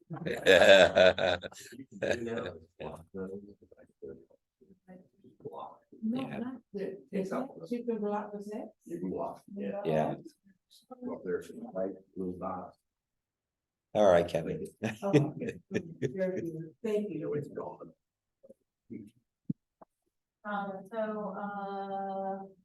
David Ulmer online wants to have an opportunity to speak. Do you want He to can, open it up? he can unmute himself and speak. Okay, David, did you hear that? Hey, thank you. I unmuted. Appreciate it, Larry. Couple points. I'm not sure that the changes were unintended. This makes it much easier to build a lot of housing. Every single one of those 17 units going in Hayes Barton, and they will go in, are going to be cheaper than the homes that are around it in Hayes Barton. So it will be more affordable. Is it going to be affordable for most people? No. But this spreads the gentrification that everyone's talking about across the city. This makes it easier to build new units across the city. And I'm going to push back when people talk about the way Raleigh was. Raleigh wasn't a city. Raleigh was a large suburb. Raleigh is now having to transition to a city. We have to add 175,000 people, it's projected, by 2040. Those people can't all live in single-family homes, and we can't keep our single-family neighborhoods the way they are without this type of change. So this isn't a violation of anybody's property rights. If anything, it merely restores the property rights of the people who own property to build more housing and more housing types if they wish. And I'll only point out the NCGA is kind of on the side of this. This session, they had a bill that went through that made triplexes and quadplexes now follow the same fire codes as single-family homes and duplexes. So everything from the NCGA on down is pushing this type of change. So yeah, it's going to be a little gut-wrenching in some neighborhoods, but this is going to happen, and it's going to be very hard to roll. I don't see it being rolled back, and I don't see it as a bad thing to create more housing opportunities across the whole city. So the conversation about Southeast Raleigh should be put in context. This now means more parts of the city will see the same types of change that have been focused on Southeast Raleigh. So now Hayes Barton has to deal with the same types of changes that we're seeing in Southeast Raleigh, which is primarily zoned R6, R10 anyway. So this is absolutely the right thing to do for the city of Raleigh. It remains the right thing to do. And there's all kinds of good projects going in across the city. But who was that? Thank you, David. That was low. Yep. That's David Ulmer. And there's resident here? Does he live around here? He's not in this. I live in North Raleigh. My house is on the backside of Litchford, which will be widened at some point. So I'm in R6. So my neighborhood has rental units and could soon, based on its age, start to see exactly this type of housing. Okay. And I've Thank been you. here for about 20 years. So as far as the long-term resident stuff, yeah, I get it. I've been here a long time too. Okay. Thank you, David. There's another person online. A Williams. Oh, Alan, you want to unmute yourself? Yes, can you guys hear me? Yes, we can. From somebody who's been active in the CACs, or what was the CACs, for a very, very long time, back in the old days, we pushed for not one resident next to the zoning. We were pushing to 300 to 400 feet away from the zoning site so that more people would be involved in what's going on. And all the city has done is gone backwards to one resident. So I think as citizens, we ought to go back. I mean, yeah, there'll be changes. I understand what David said. Yes, there'll be changes to the city, but changes shouldn't be snuck in. Changes should be shown to all in the neighborhood. If you're going to have it, everybody in the neighborhood should know what's going on. It should not just be a little fly-by-night meeting with two people. And that's up to the people to tell city council what's going on. And I guess the city council still hasn't listened because we're still waiting for that CAC update for what the citizens need to hear and how their voice needs to be known. So just to remind everybody, you know, when the election comes up, you got to remember it's up to the city council to decide how much, and all part of the zoning, how much is going to be allowed to notify people. If they want to keep it at only 2 houses or 4 houses around a particular development, they get to do that. But as a citizens, maybe you want a few more houses notified around it. Maybe those neighbors want to sell out and become a buffer. I don't know, but it's just something that people have to keep in mind. We tried years ago when we had a more favorable city council to actually increase it to 300 feet, and not even then could we do it. Not like the development council we have now. So just kind of keep that in mind. It was tried years ago, to better inform people, but information is power, and we've got to hopefully take back some power and get some more information to everybody. Hey, thanks again. Thank you, Alan. Kevin, back to you.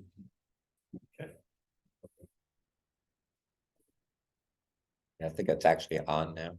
Yeah, okay, yeah.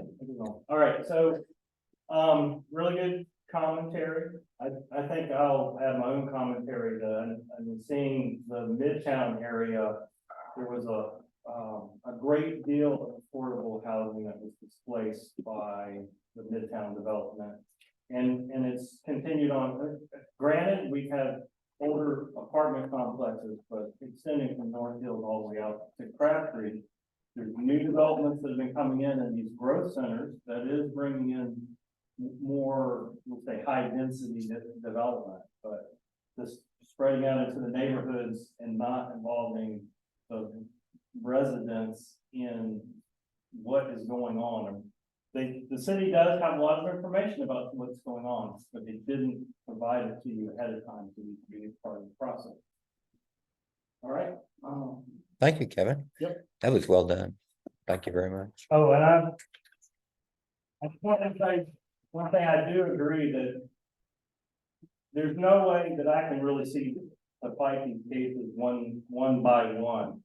If the residents in the city are upset about what the city did, we're gonna have to come together in different parts of the city to let the council know that these changes that they're talking about willing to do, that we have changes ready for them to discuss. You know, we had an election last year. And partially through our efforts, not just Kate Gard, but the other people associated with Livable Raleigh organization and others, replaced 4 of the council members. That still leaves you 1 shy of a majority. We're working to try to get that. But if the next election comes and there's not have been any change, I think you'll see more people on the council that are willing to listen to the citizens. And the point that somebody made about the CACs making them disappear, that's the wrong direction.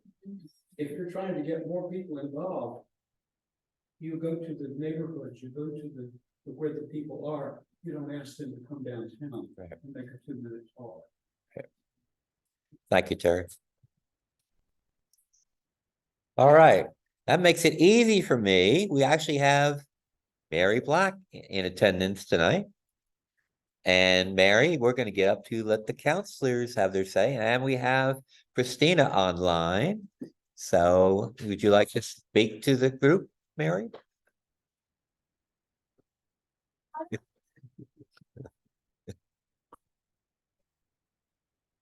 It's always good when counselors listen in. I was with Mary this afternoon as we had a CAC discussion. Yes, that was very interesting. Hi, everyone. My name is Mary Black. I'm the City Councilor District A.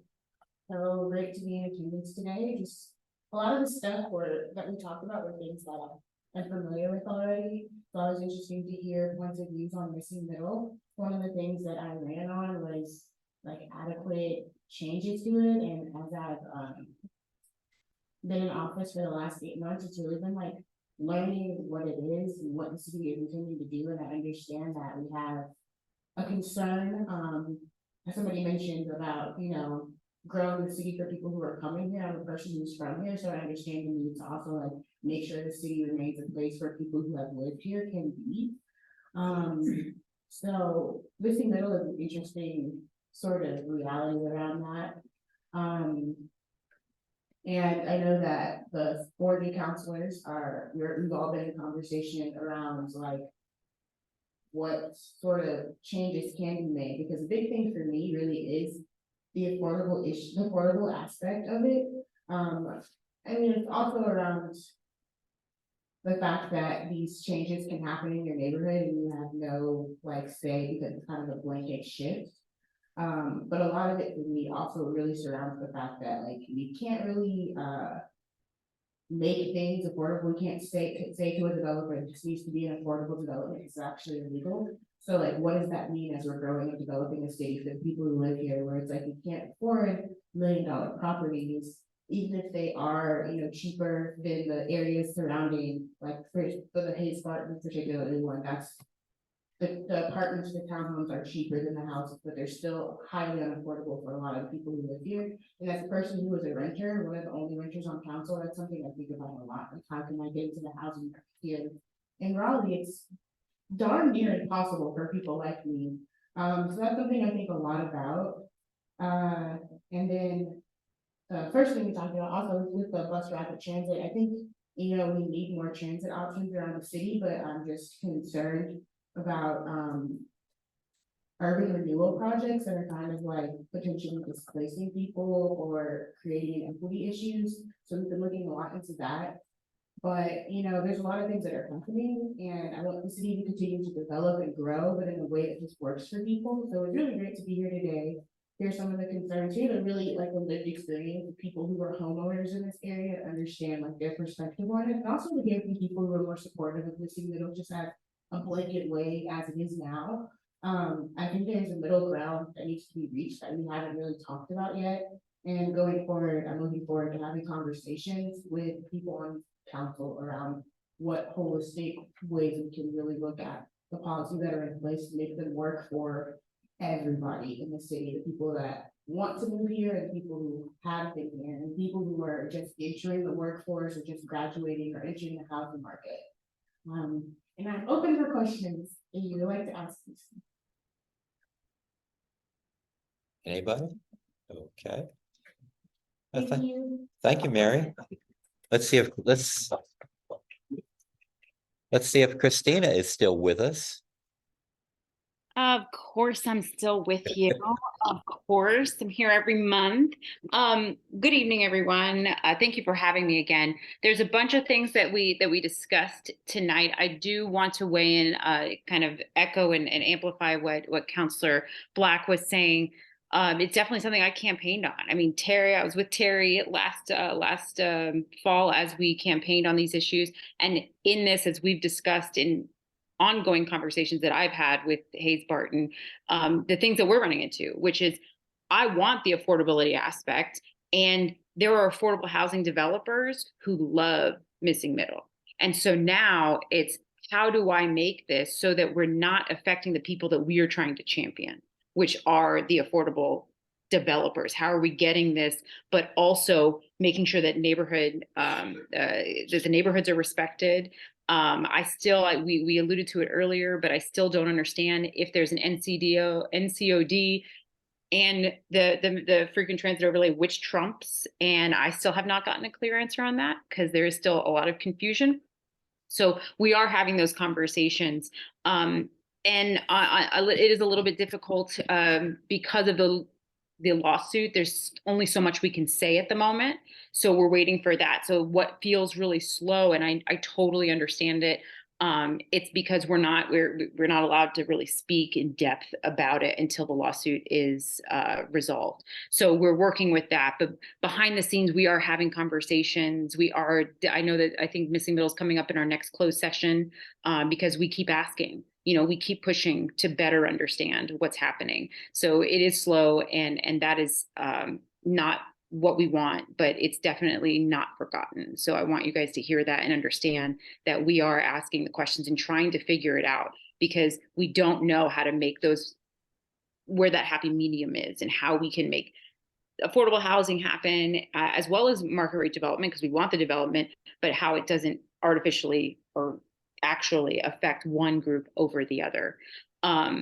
We just came back August 15th, 16th, whichever. That was our first council meeting back. It was a long one. So if you guys did not get a chance to, we were there for like almost 12 hours. It was a big, long meeting. And so we are excited to get back and get into the work. I know that Councilor Black and the other new councilors and we've spoken and we said, you know what, we're done being new councilors. We spent the first, 6 to 8 months and we're in the realm of learning and all that. And we're still learning, but we do understand that coming back, we are now the councilors. And so we need to lead and take ownership of some stuff. So you'll begin to see that, especially on these big issues, because we do want to find answers and make sure the community knows they're being heard.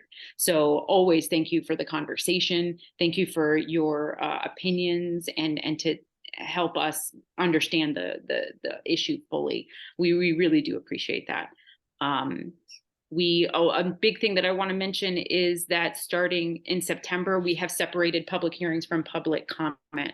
So for that first meeting. So instead of that meeting going that long, we will only do public hearings on the first Tuesday. So if you're signing up to speak, which I completely advocate that you do, come share your voice with us.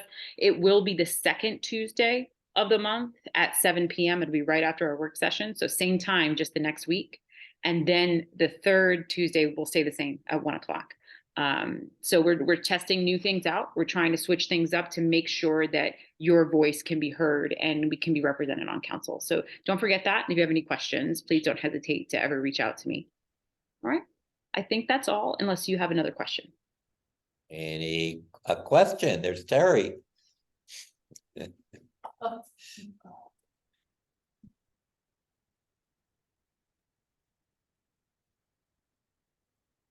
So let me address my city council person, Christina Jones, who I'm very fond of, as I am in married life. People who have been interested to stand up and ask questions. But I do believe that the 4 new city council members who were not responsible for the missing middle, they inherited it and are looking at it. I think you've been misled by the old city attorney who's not there anymore, and the new city attorney who's too new to know what's going on just yet. You could repeal the missing middle. You could have a moratorium on the missing middle, stop it in its tracks, and you could make changes to the missing middle regardless of whatever lawsuit is going on.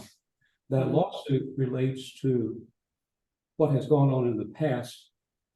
But the missing middle is in effect. Everybody sitting in this audience tonight, everybody sitting in their living rooms at home is vulnerable unless and until significant changes are made in the missing middle for the unintended consequences that have not been discussed. Thank you. That's all I have to say tonight. No, thank you. Thank you so much for that, because that's very true. And I will say, you know, as Terry knows, I did motion for a pause on missing middle as we waited to hear back from the lawsuit. So I did ask for that. It didn't pass. So it's pretty much what you alluded to earlier. We have these opinions, but we don't have the votes to get everything that we may want. So it's a constant compromise. And how are we having that discussion? We are also I worked with you, Terry, on that list of the options of all 11 choices, what could be repealed, reformed, or kept the same.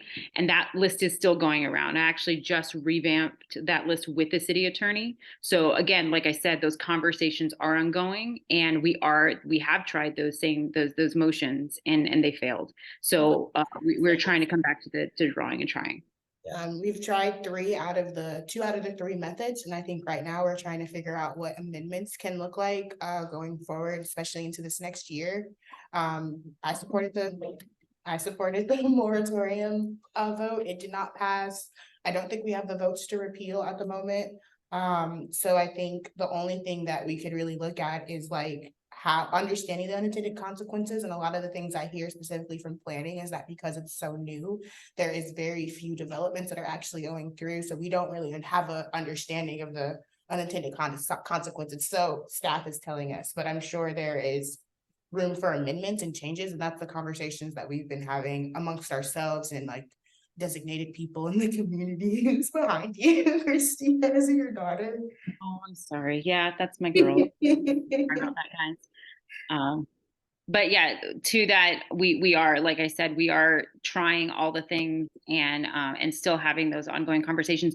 The unintended consequences, I know that Corey mentioned that in regards to Barksdale when that came up. So I think the message of there are unintended consequences is coming through, and hopefully we're going to get a consensus on the modifications that can be made. But we are using that list that Terry we created, and I've sent that out to council. I've resent it to a few just recently over the last few days, and I will continue that conversation. Second. Okay. Thank you to both of you. We are, okay, we are running out of time. John, I want to get back to you. You got 2 minutes. 2 minutes, yeah. I only had 3 minutes at the council meeting. Well, you can have 3. It's all right. Basically, I live at 4112 Ready to Drive. I've been there since June of '88, so that's 35 years. So I really am a resident of this neighborhood. But what I'm coming up here for affects everybody in Raleigh. And on July 5th, I went down to the city council and took my 3 minutes and spoke. And the first thing I said was, I'm here tonight to request that the city prepare a study to reopen the J.C. Park Recycle Center at Wade Avenue and to hold a referendum in the next citywide election to allow Raleigh residents the opportunity to vote to reopen the park and receive allowable recycles. I went there. I worked down on Hillsborough Street I went back to retire from the Air Force, went to work selling insurance with my dad. And we used that park recycling for cardboards and papers and books and everything else, as did many of the city residents. It was founded in 1980. And then what happened was, over the last couple of years, apparently, and Mary Black, you probably know more about this, in the city council, people were bringing their sofas, their chairs, and their settees. That wasn't allowable. So the city got fed up and they canceled it for everybody because of a few bad apples. Well, I think that was wrong. It was been there for the city of Raleigh to use the recycling since 1980s. And I found out just the other day, we had a Zoom meeting with my family on Saturday, and my cousin who lives in Cary said, oh, Cary has one in the middle of Cary. I don't know if that's true. I haven't gone down and taken a picture of it yet, but I soon will. And anybody who has access to Livable Raleigh, the 20 August issue has my comments. And oops, I disappeared. There's a picture. I can show this to you when I step down. There's a picture that you can go on the website and read a synopsis of what I gave to the city. And one of the things the city talked about, they said, well, you don't need the recycle park in the middle of the city because we got 11 more sites around Raleigh. And on the website, they label them convenience centers. Yeah. I think they're inconvenient because they have to go so far. I took my ways at the city council and on the parking deck, and I went to the JC Park. It was 3 miles, 9 minutes away on ways. The farthest was, what did I say, 29 miles and about 30 minutes, and that's only one way. So to go recycle things outside of JC Park, you got to drive a long way. So I wish in the future, maybe I'll come back.